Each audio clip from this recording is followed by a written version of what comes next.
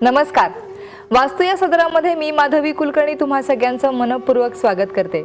रसिका हो, गेल्या काही भागांपासून आपण पिरॅमिड बद्दल माहिती जाणून घेतोय. म्हणजे पिरॅमिडचे फायदे काय आहेत किंवा त्याची दिशा काय असावी याबद्दल आपण खूप काही जाणून घेतलंय.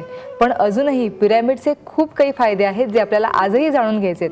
आपल्यासोबत आहेत स्मृती पांचाळ. हाय स्मृती. हाय. कार्यक्रमात तुझं हार्दिक स्वागत. थँक्यू. बरं, गेल्या काही भागामध्ये तुम्ही आम्हाला खूप काही सांगितलेस पिरॅमिड बद्दल, पण आजही आम्हाला त्याचे फायदे जाणून घ्यायचेत. आम्हाला असे काही फायदे सांग की बाबा घरामध्ये डिप्रेशन असेल कुठल्या व्यक्तीला तर ते कमी होण्यासाठी, किंवा अजून असे काही फायदे असल्यास तर तू सांग ना आम्हाला. नक्की. अगं मागे मी एका घरी कन्सल्टेशन केलं होतं. त्या घरामध्ये त्रासच असे होते की घरामधल्या सगळ्या व्यक्ती ज्या होत्या सर्वसाधारणपणे त्या घरावरती एक प्रकारची अवकळ आलेली होती.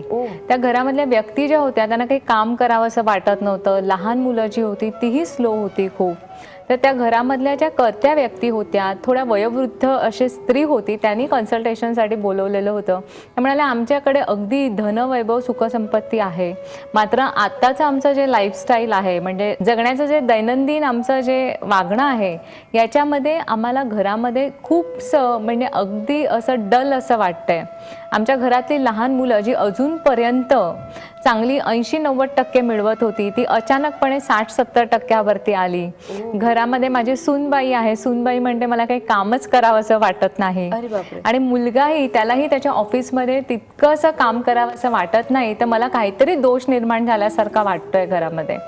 तर तेव्हा त्यांच्या घराचं जे अवलोकन केलं, घरामध्ये जेव्हा आम्ही जातो तर आमचा अभ्यास असो की त्या घराच्या लहरी ज्या असतात ह्या पहिल्यांदा अभ्यासल्या जातात. याच्यासाठी आपला श्वास जो असतो हा स्थिर करावा लागतो. तर त्या घरामधल्या एनर्जी ज्या होत्या ह्या इतक्या डाऊन होत्या की जवळजवळ 30 ते 40% फक्त तिथे पॉझिटिव्ह एनर्जी होत्या.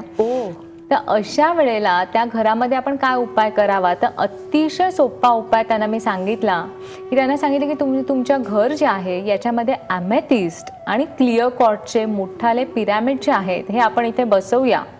तुम्हाला 6 महिन्याचा पिरियड देते. 6 महिने हे खूप झाले, साधारणपणे 2-3 महिन्यामध्ये आपल्याला फरक पडेल. त्यांच्या घरामध्ये आम्ही अगदी मोठाले क्रिस्टलचे म्हणजे जो व्हाईट स्फटिक ज्याच्यापासून आपण श्रीयंत्र बनवतो त्या स्फटिकाचे आणि ॲमेथिस्टचे, ॲमेथिस्ट म्हणजे एक निळ्या रंगाचा स्टोन असतो आणि तो स्टोन जो आहे हा मुळामध्ये निगेटिव्ह एनर्जी ज्या असतात ह्या शोषतो, म्हणजे जे अडथळे आहेत हे काढून टाकण्याचं काम करत असतो.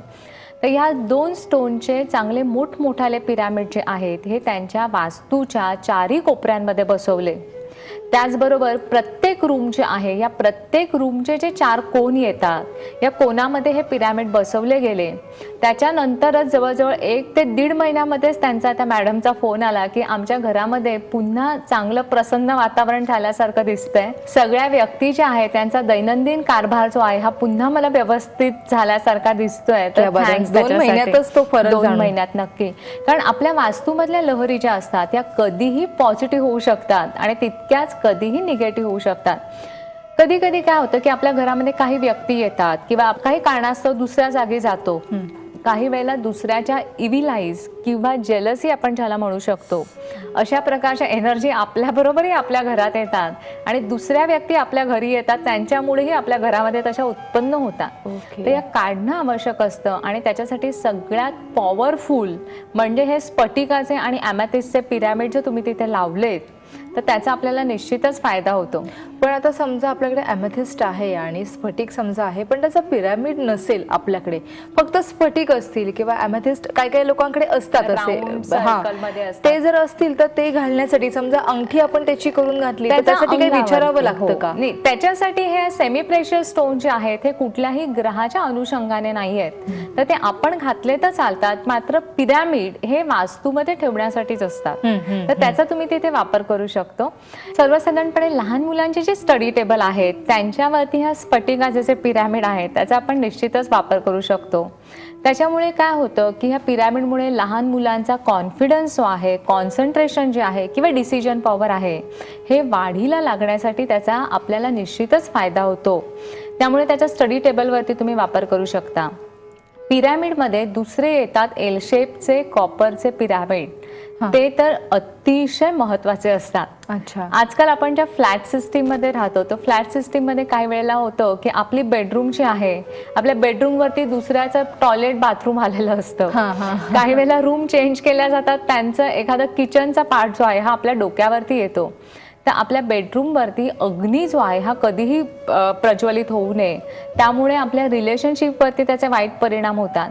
असं काही वेळेला आलेलं असेल किंवा तुमच्या बेडरूमवरती एखादी पाण्याची टाकी आलेली असेल, तर तिथे आपण एल शेपचे कॉपर पिरॅमिड जे आहेत ते वापरू शकतो. आता एल शेप म्हणजे एल आकाराचे हे कॉपर पिरॅमिड जे आहेत, हे एका सेटमध्ये 4 पिरॅमिड येतात. अच्छा. आणि आपल्या सिलिंगला किंवा आपल्या रूमला नेहमी 4 कोन आपल्याला नेहमीच मिळत असतात. ह्या 4 कोनांमध्ये ते व्यवस्थित बसवावे. त्याला फिक्सिंगसाठी तिथे स्क्रूसाठी एक जागा असते.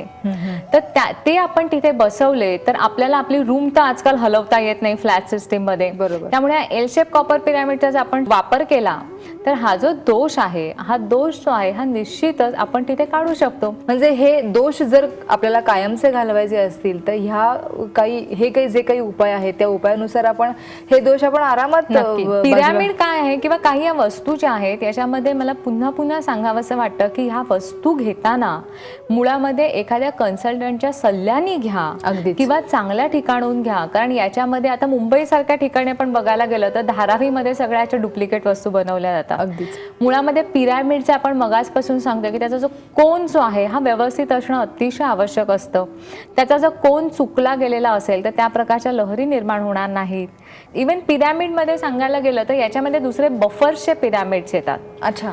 बफर्सचे पिरॅमिड जे आहेत, जर एखाद्या वास्तूला कट निर्माण झालेले असतील तर त्याच्यासाठी आपण त्याचा निश्चितच वापर करू शकतो.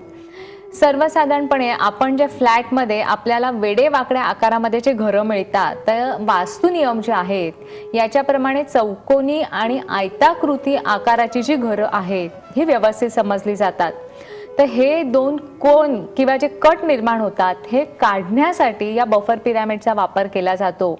आणि मला वाटतं आपण कुठल्याच गोष्टीचा जर व्यवस्थित वापर केला तर त्याचे आपण फायदे अनुभवू शकतो. अगदीच. आणि जर त्याचा चुकीचा वापर झाला तर त्याचे दोषही आपल्याला तितकेच अनुभवायला मिळू शकतात. स्मृती, तू इथे आलीस, आम्हाला इतकी चांगली माहिती सांगितलीस त्याबद्दल मनापासून तुझे आभार. धन्यवाद.